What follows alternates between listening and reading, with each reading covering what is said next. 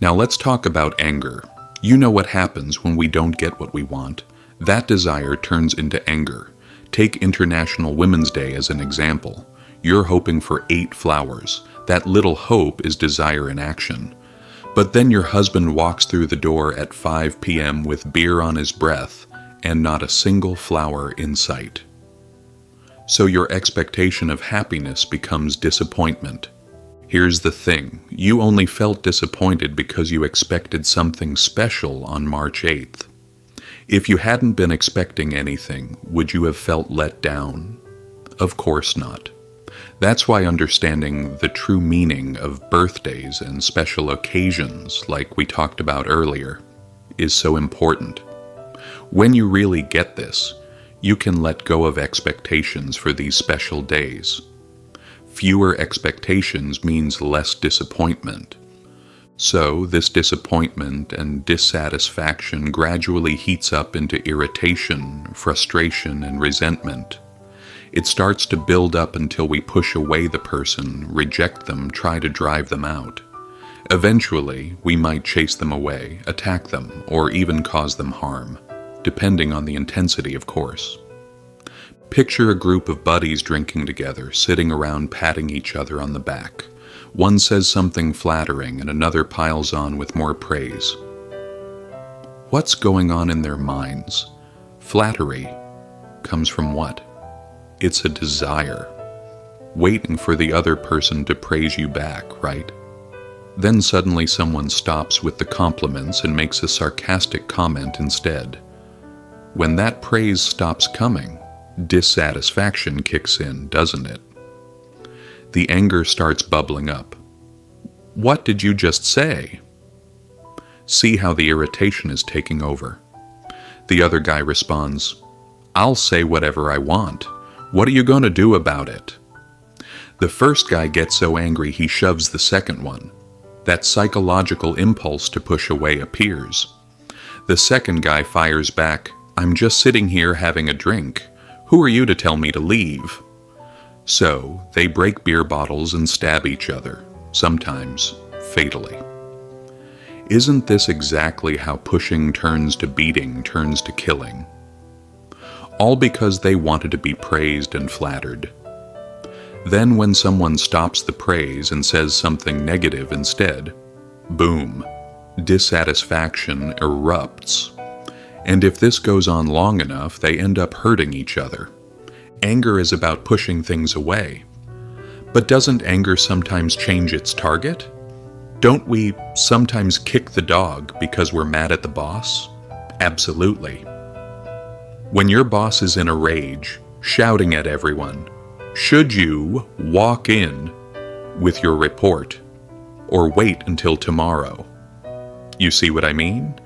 If your boss is yelling at the sales team and you, a person from the marketing team, enter the room, you'll get dragged into the crossfire too. So anger sometimes gets misdirected. Women tend to do this more than men. I've seen some pretty funny situations in families. A kid was struggling with his schoolwork.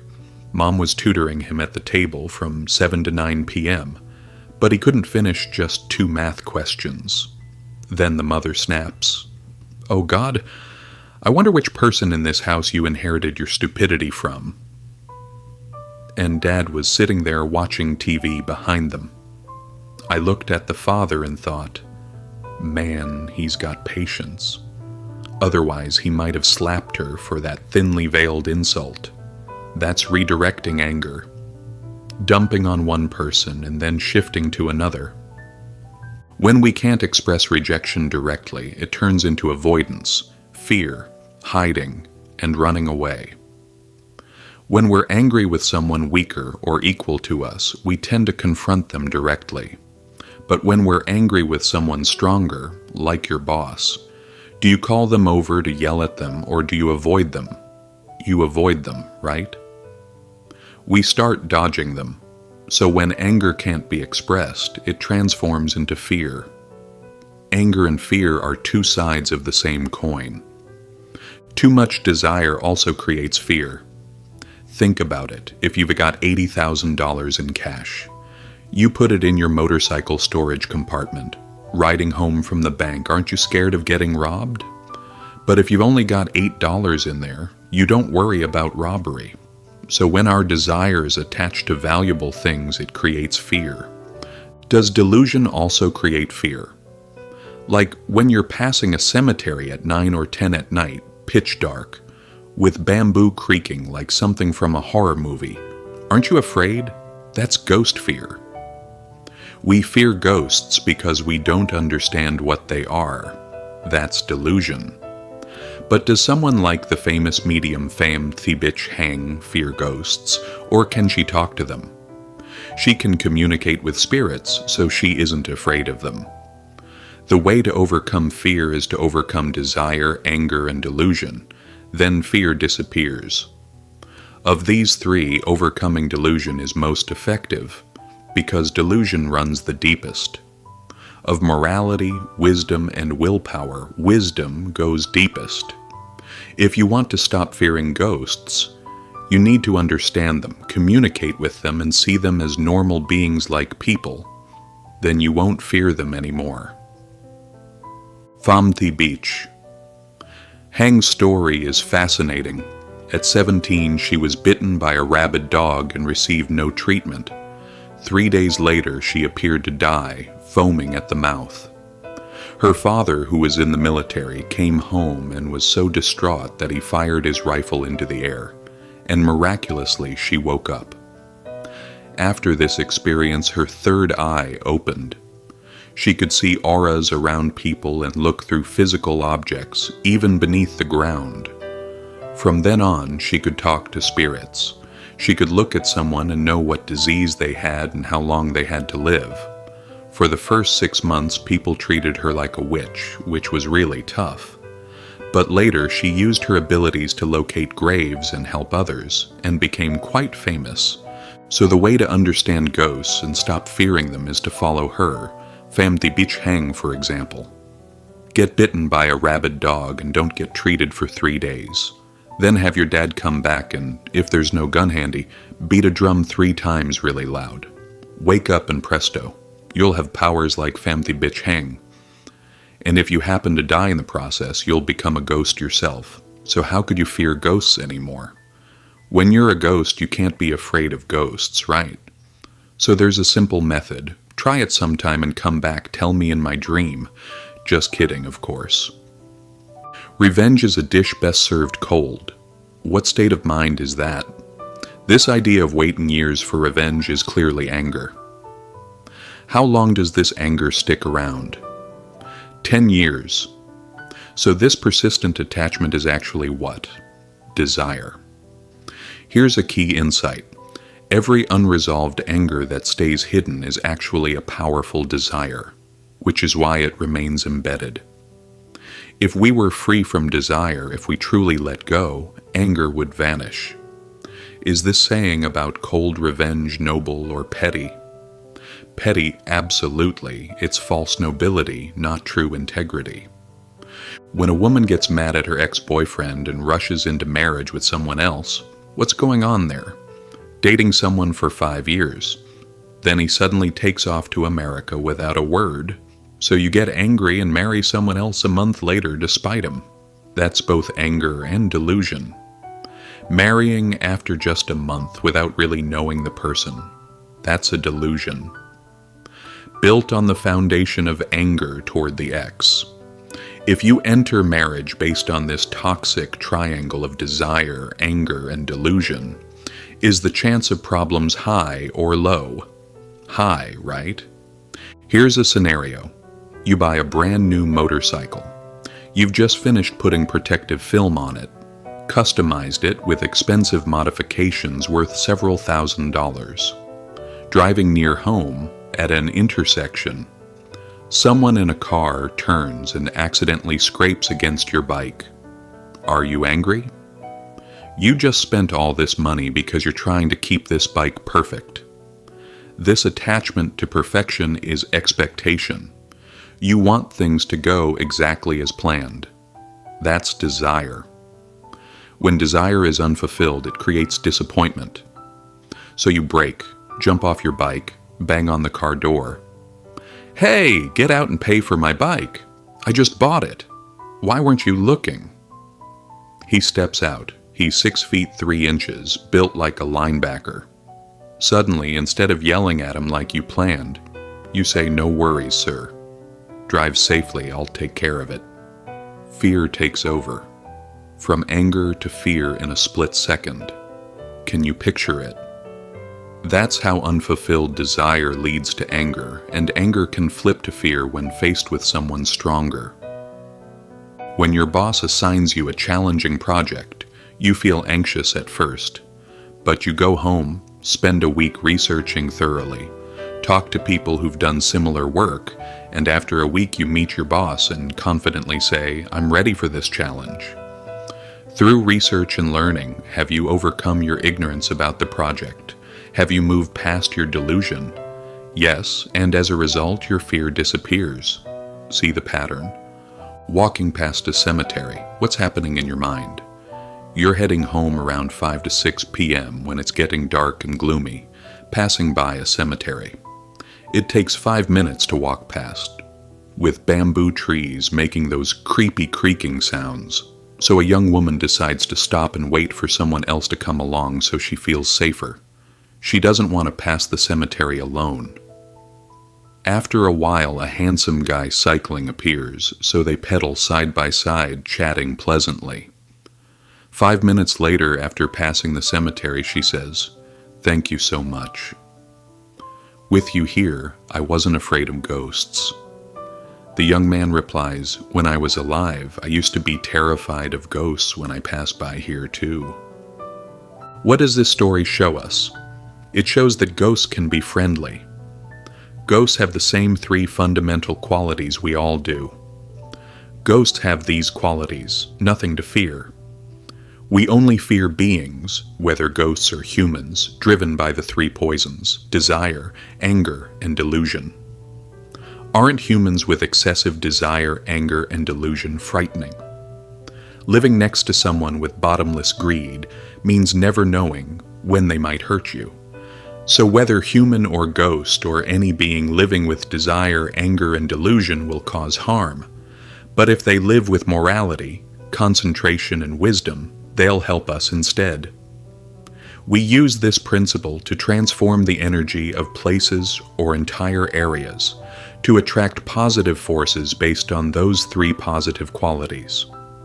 This is spiritual transformation, not just changing ourselves, but transforming everything around us. Angry yet still loving. You hear this contradiction a lot. In our framework, angry yet still desiring. That's what people mean by angry yet still loving. Jealousy proves true love.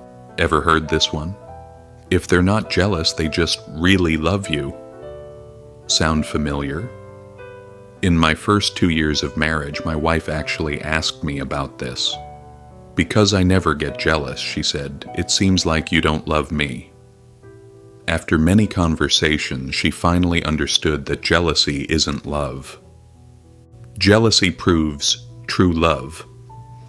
In women's magazine several years ago, you might read stories about a woman from rural areas who ended up in court with broken ribs from abuse. She gets beaten by her husband until a rib breaks. But on the trial day, she suddenly withdraws her complaint. Asked why she was dropping the charges, she said, "He told me he still loved me. He was just jealous.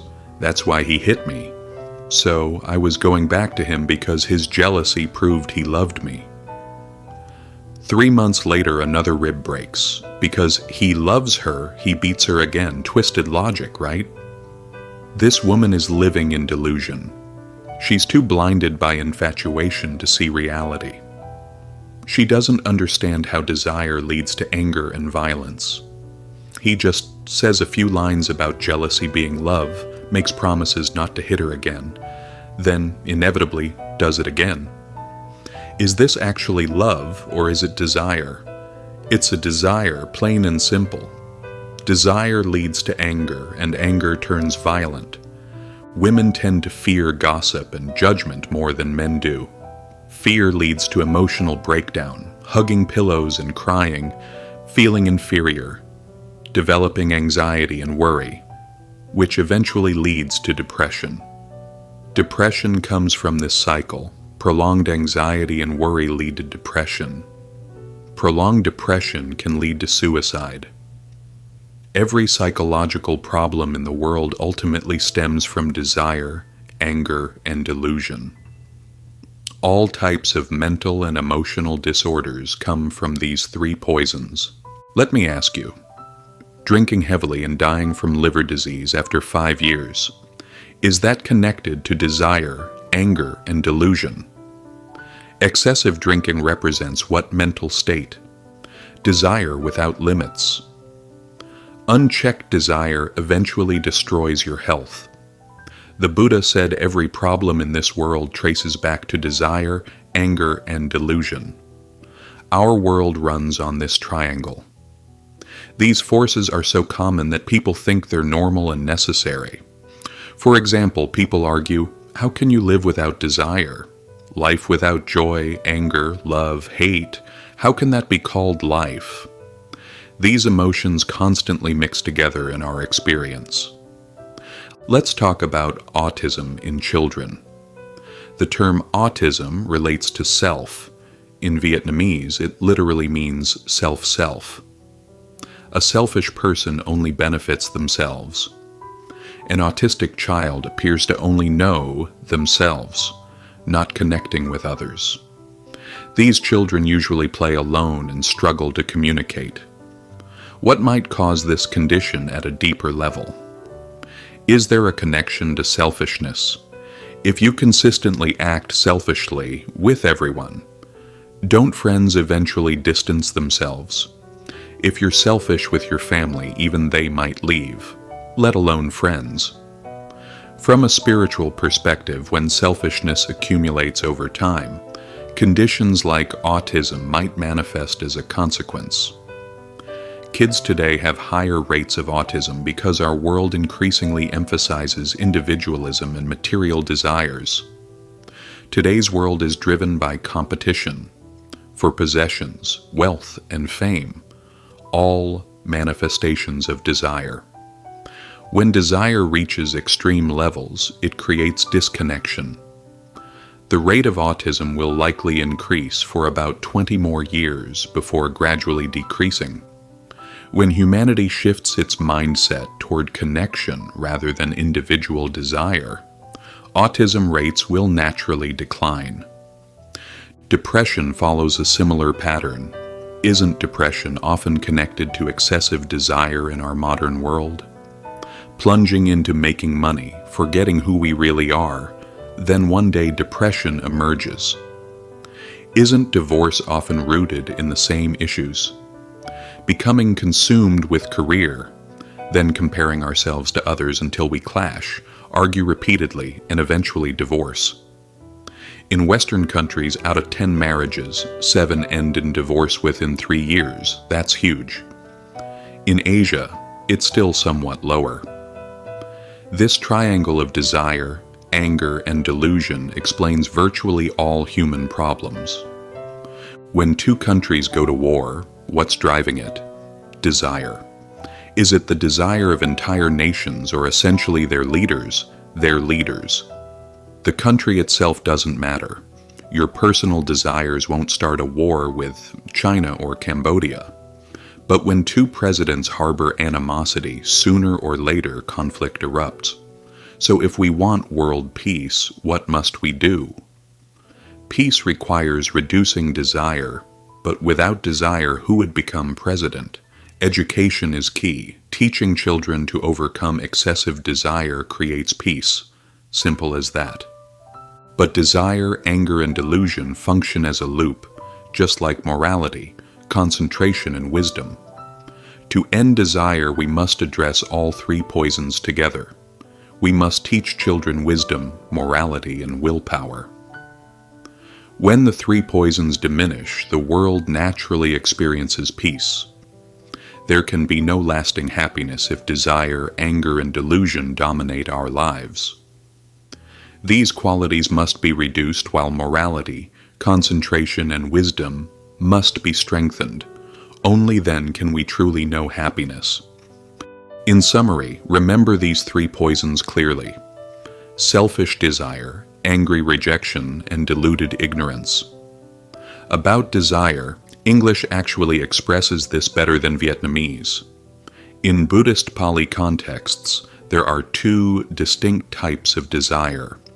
Craving, that makes us attached and immersed, that's a harmful desire. But aspiration that elevates us and makes us better, these should be encouraged. For example, wanting to read books to grow, volunteer to help others, exercise to be healthier. These positive aspirations benefit everyone. But desire makes us feel attached and suffering. That's what we mean by harmful desire. See the difference? This distinction is important, otherwise someone might argue, you desire education, that's why you study, making it hard to explain. The word desire in everyday language is limited. In Pali, there are 2 completely different words. We can distinguish between desire leading to suffering versus healthy aspirations. Healthy aspirations uplift us and make us better people in this world.